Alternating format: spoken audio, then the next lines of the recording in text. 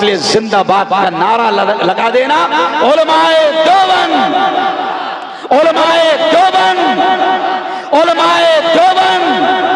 हाँ, अब नबी ने क्या कहा? उलमा अंबिया के वारिस हैं। और सुनो सालार जंग वालों, अल्लाह ने कुरान की तालीम में कितनी बरकत रखी है। अगर आपका 10 साल का बच्चा हाफिज कुरान है, आपका 10 साल का बच्चा कुरान का हाफिज है, तो उसका क्या मकाम है मैं नहीं कह रहा हूँ, हमारे नबी ने फरमाया। और हमारा ईमान है मौलाना कि पूरी दुनिया का बोला हुआ गलत हो सकता है, चांद पर जाने वालों की बातें गलत हो सकती है, साइंसदानों की बातें बोलो जोर से गलत हो सकती है, पार्लियामेंट में बैठने वालों की बातें गलत हो सकती है, किसी स्टेट के सीएम की, मुख्यमंत्री की बातें गलत हो सकती है, और पीएम की बातें तो कभी सही। अरे बोलो ना यार, अरे बोलो ना, बोलो ना, डरो मत। मुफ्ती हारून है मैं, बोलो जोर से मेरे साथ। पीएम की बातें कभी सही, उसको खुद नहीं मालूम है कम बखत को कि पैदा होने के बाद सच कब बोला था। क्यों? तो अब हमारा ईमान है कि पूरी दुनिया का बोला हुआ गलत हो सकता है, चांद पर जाने वालों की बातें गलत हो सकती है, साइंसदानों की बातें गलत हो सकती है, लेकिन हमारा ईमान है जोर से बोलना कि हमारे नबी की जबान से निकलने वाले अल्फाज, बोलो जोर से, कभी गलत, जोर से बोलो, कभी गलत हो नहीं सकती। और हमारे नबी ने क्या कहा? असगर साहब, हमारे नबी ने हाफिज जी के बारे में कहा, 10 साल का हाफिज कुरान अगर कोई है तो हमारे नबी ने ये कहा कि हश्र के मैदान में जब माँ भी एक नेकी देने को तैयार ना होगी, बाप भी एक नेकी देने को तैयार ना होगा, नफ्सा नफ्सी का आलम होगा, हमारे नबी ने कहा कि हाफिज जी से अल्लाह कहेगा, सुनो मेरी बहनी, अगर बहनें मेरी बात तो सुन रही है, वैसे सालार जंग वालों ने इतना अच्छा माइक लगाया कि जो नहीं भी सुनना चाहता है तो सुनना पड़ रहा है।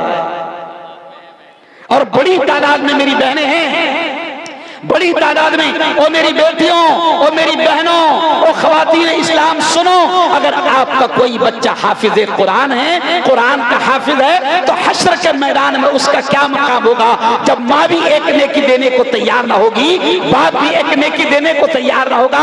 ओ सालार जंग वालों, ओ उड़ीसा वालों, ओ सालेपुर वालों, ओ साई पाड़ा वालों, ओ सुंगड़ा वालों, सुनो सुनो, हाफिज जी को अल्लाह क्या कहेगा? हाफिज जी से अल्लाह कहेगा, या हाफिज़ल कुरान, ओ कुरान के हाफिज, ओ कुरान के हाफिज, ओ कुरान के याद करने वाले, इकरा इकरा, जो कुरान की आयतें तुझे याद है, वो जो तू तरावी में पढ़ता था, वो जो तू नमाज में पढ़ता था, अल्लाह कहेगा, ओ हाफिज जी, जो कुरान की आयतें तुझे याद है, इकरा इकरा, वो आयतें पढ़ता जा, और जन्नत की सीढ़ियां चढ़ता जा, बोलो जोर से सुभान अल्लाह।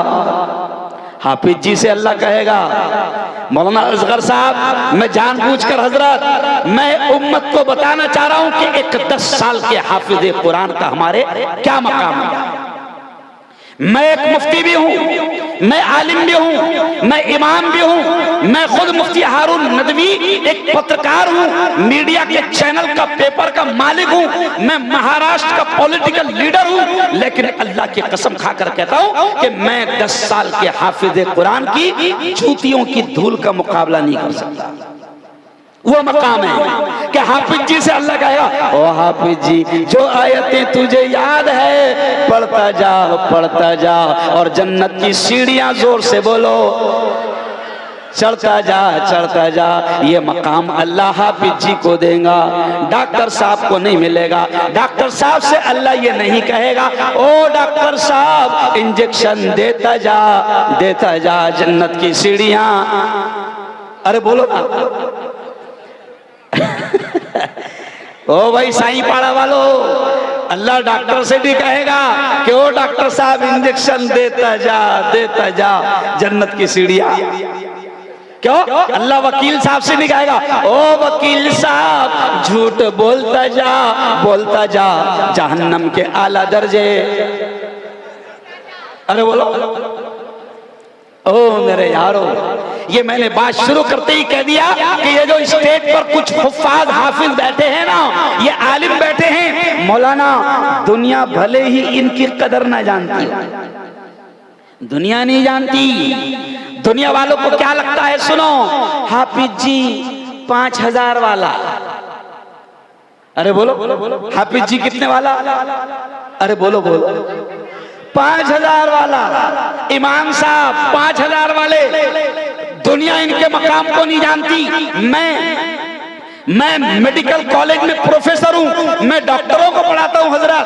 35 मिनट के 2 पीरियड में कॉलेज में पढ़ाता हूं और तनख्वाह मेरी 40 मिनट पढ़ाता हूं और तनख्वाह 1.5 लाख रुपये। कितनी? 1.5 लाख है ना। इंग्लिश जो स्कूल में पढ़ाते हैं ना, twinkle twinkle little star how are wonder, बोलो हाँ, व्हाट यू आर। और स्कूल में जो पढ़ाते हैं, देखो बच्चे खुद बोलेंगे क्या पढ़ते हैं, प्यारे बच्चों बोलो, ए फॉर, जोर से A for apple, B for ball, C for cat, D for dog. Cat यानी बिल्ली, डॉग यानी कुत्ता। स्कूल में कुत्ते बिल्लियां पढ़ रहे हैं। अरे बोलो ना भाई, क्या पढ़ रहे हैं? हाँ, और कुत्ते बिल्ली पढ़ाने वालों की तनख्वाह 70,000, 50,000, 60,000। मैंने मुजम्मिल साहब बात यहां से इसलिए शुरू किया कि लोग नहीं जानते हैं कि हाफिज का क्या मकाम है, आलिम का क्या मकाम है, मुफ्ती का क्या मकाम है, कुरान के सीखने वाले का क्या रुतबा है, कुरान को पढ़ाने वाले का क्या रुतबा है। लेकिन सूंगड़ा वालों, सालार जंग वालों, मैं आज से कहता हूं कि अगर अल्लाह ने औलाद दी है, देखो आज का जो हमारा जलसा है ना, उसका उन्वान है जलसा सीरतुन नबी सल्लल्लाहु अलैहि वसल्लम और इस्लाहे मुआशरा। इस्लाहे मुआशरा यानी समाज सुधार। कौन कौन सी ऐसी बातें हैं जो समाज को समझानी चाहिए। अगर नबी की सीरत सुन रहे हो ना, सीरतुन नबी, नबी की बातें, नबी की जिंदगी, नबी का पैगाम, नबी का मैसेज अगर सुन रहे हो तो सुनो।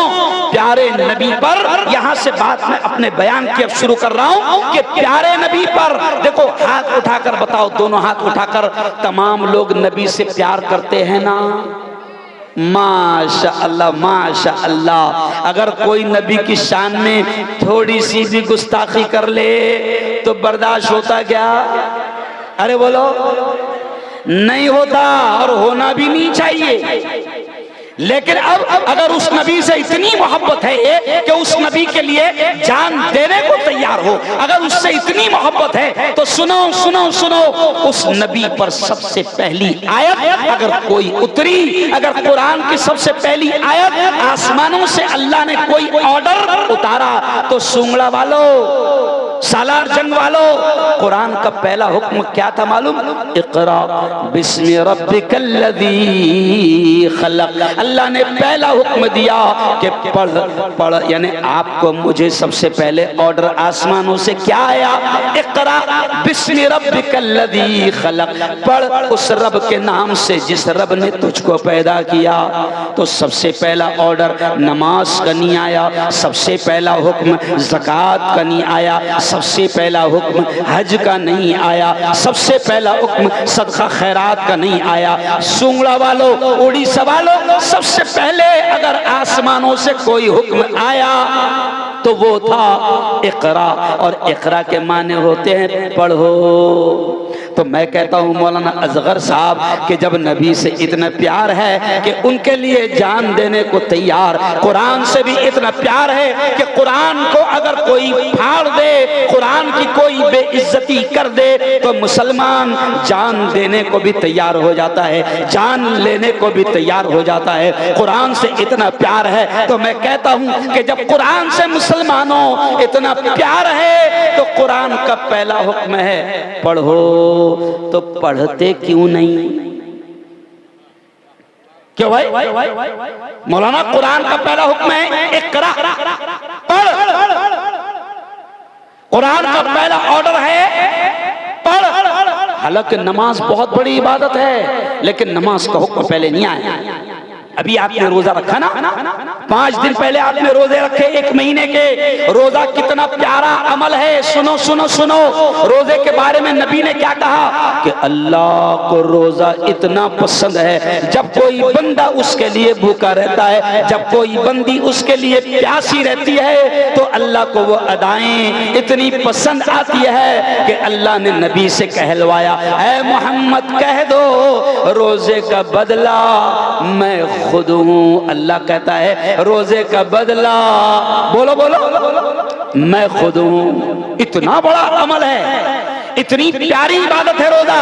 लेकिन सालारगंज वालों, सालार जंग वालों, रोजे का हुक्म पहले नहीं आया, ज़कात का हुक्म पहले नहीं आया। हज जो है ना, हज इतनी प्यारी इबादत है हज कि हज के बारे में नबी ने क्या कहा कि जब कोई सुंगड़ा से, जब कोई उड़ीसा से, जब कोई सालेपुर से, जब कोई साईं पाड़ा से, जब कोई यहाँ से हज को जाएगा, तो अल्लाह कहता है कि मैं उसको वापस उसके घर ऐसे लौटाऊंगा जैसे वो आज ही माँ के पेट से पैदा हुआ है। हज अल्लाह को इतना पसंद है कि अल्लाह कहता है हज को आने वाला बंदा हो या बंदी हो, मैं उसके तमाम गुनाहों को माफ कर दूंगा। लेकिन